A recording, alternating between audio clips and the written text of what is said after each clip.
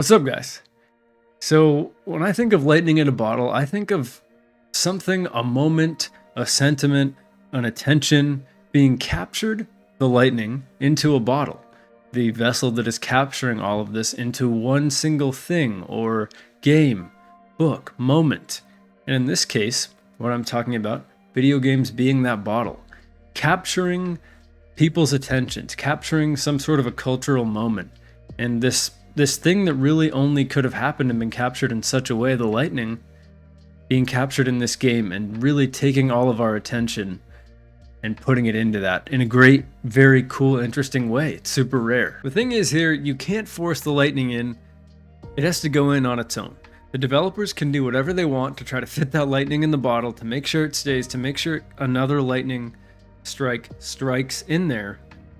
But they can't, and that's what makes it so cool and so beautiful. You know, one thing I've talked about a few times is impermanence, and how nothing would be beautiful if it was permanent, because the reason why we appreciate it is because we recognize that it's fleeting. If we knew we were going to live forever and everything around us, we wouldn't appreciate our time with our pets or our family members more, or even these games when we're playing through the stories. Knowing it's going to end in the back of our head is a nice reminder to think, let me appreciate this while it's here, because I'm only going to truly experience this again for the first time. And that ties into the lightning in a bottle concept. It's only going to happen once. They do say lightning strikes twice, but I don't think so when it comes to video games. Like Pokemon Go, let's say. That's kind of the example that jumps out to everyone. It's a game that I remember when it came out. I was in high school. It was huge. All of us were doing it. We were going outside more than we ever had and trying to find Pokemon, trying to catch Pokemon. It was really cool, and everybody was trying to do it. Another one that I think about when I was younger was Guitar Hero. That game was crazy. We all had these little plastic instruments in our houses, and we'd come together to play stuff and have a guitar battle or be part of a band. It was kind of a crazy cultural phenomenon. A more recent one that I think about that kind of caught on during COVID and kind of catapulted its way through the YouTube algorithm and into our libraries was Vampire Survivors. That game popped off like no one's business, and Balatro, a similar indie as well. It caught on, no one could believe it. Baldur's Gate 3 came at the perfect time and was sort of an RPG lightning in a bottle that none of us knew could quite exist in the way that it did. Breath of the Wild had a similar moment. Skyrim got me thinking about that with my recent video. These games really captured our attention in such a way and brought us together in a way that not many games can. And it's really left me wondering kind of what the next lightning in a bottle will be, because right now, in a lot of ways, people are more divided than ever, and they're looking for reasons to hate something or looking for reasons to love something. You know, it always makes me wonder what the next game is. What is going to bring us together, to bring this collective divisive lightning together into the bottle that is the game? What's that going to be? I mean, one thing about lightning in a bottle is that it's really different for everyone in some sense. That's the cool thing about video games, cool thing about media. We all consume it in a different way, and it affects us differently. There is sort of a distinction with lightning in a bottle, though, because it transcends a lot of that. But there are instances where, for some people, let's say NBA Jam, that game at a time when games were trying to be super serious and do their own thing, kind of create a realistic sports sim game. NBA Jam broke all that, just busted the dam there. Crazy things you could do on the court that you never could in real life basketball. So for people who liked sports games at the time, that was lightning in a bottle. It captured something they didn't even know they wanted, or that gamers didn't even know could exist at the time. I think of another game, specifically recently, the game that got me thinking about this video idea was Borderlands. Because Borderlands 4 has just come out to mixed reception. People are not sure how to feel about it.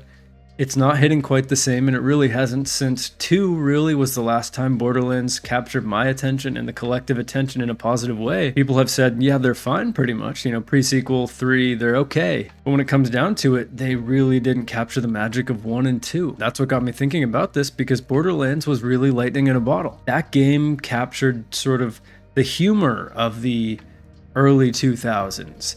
It captured sort of a time where, again, like NBA Jam, shooters were trying to be a really serious, immersive experience. You had the Call of Duty games. Bad Company was doing a warfare thing, but it was more lighthearted for sure. But what Borderlands did was take all of that, take the FPS genre, Halo, all of that so serious, and flip it upside down, make it funny, make it ridiculous, make it violent and gory in a cartoonish way. I just remember the Game Informer magazine that came out previewing Borderlands, seeing the Psycho on it, it really freaked me out, and I was not interested at the time because it was a shooter, but it just looked kind of weird and bad to me at the time.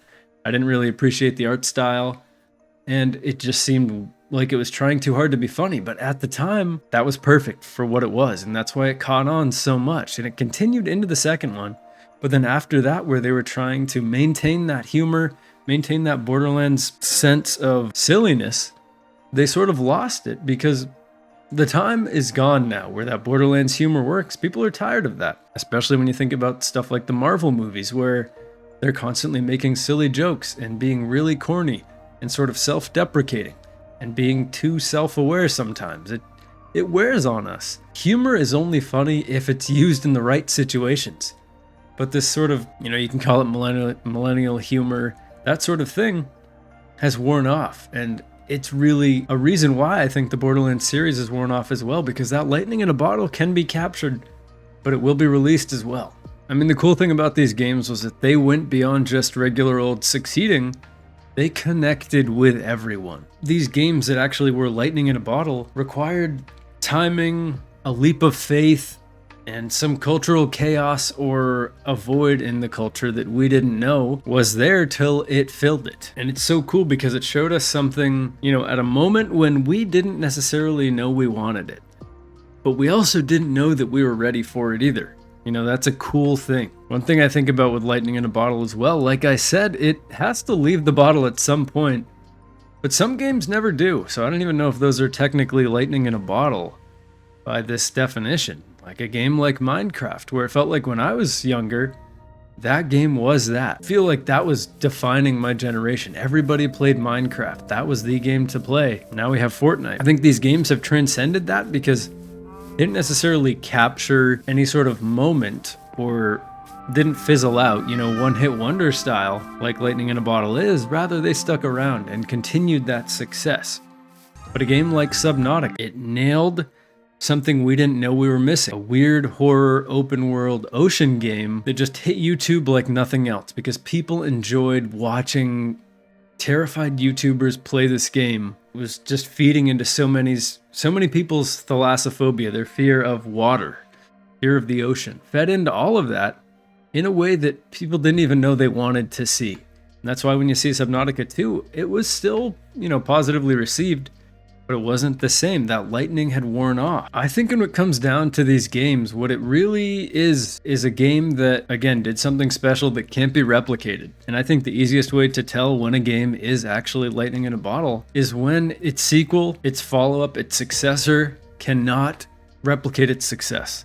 Like we were talking about with Borderlands. But when I think about a game like Subnautica 2, if I think about Until Dawn, that's another series where I feel like it peaked at Until Dawn. The other ones are fun, but nothing quite captures that magic, that awe, that sense of wonder that Until Dawn is and was. And part of that is the environment, same thing with Skyrim and so forth.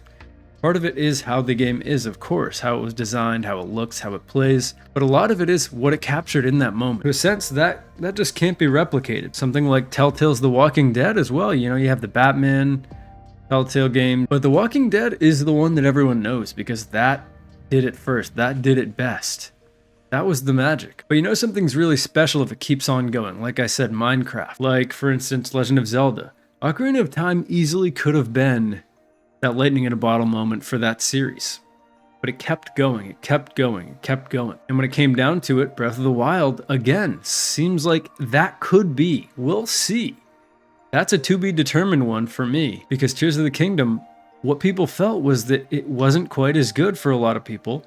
Fundamentally, yes, better game, more NPCs, more going on, more stuff to do. The abilities were better, story was better, all this stuff was better, but the game itself didn't have that magic because the lightning had already struck, essentially. So, to be determined about that in terms of that series. But a huge one for me, I think about Overwatch. When they switched it to Overwatch 2, it just felt so faded. It felt like they were trying to replicate that success, to recreate. It takes so many forms. There are the other forms it takes. Games can necessarily not be super popular, but they can capture something capture an art style, capture a really special experience that can't be found anywhere else, but maybe didn't hit mainstream popularity. When I'm talking about this, I'm talking about games like Majora's Mask, talking about a game like Disco Elysium.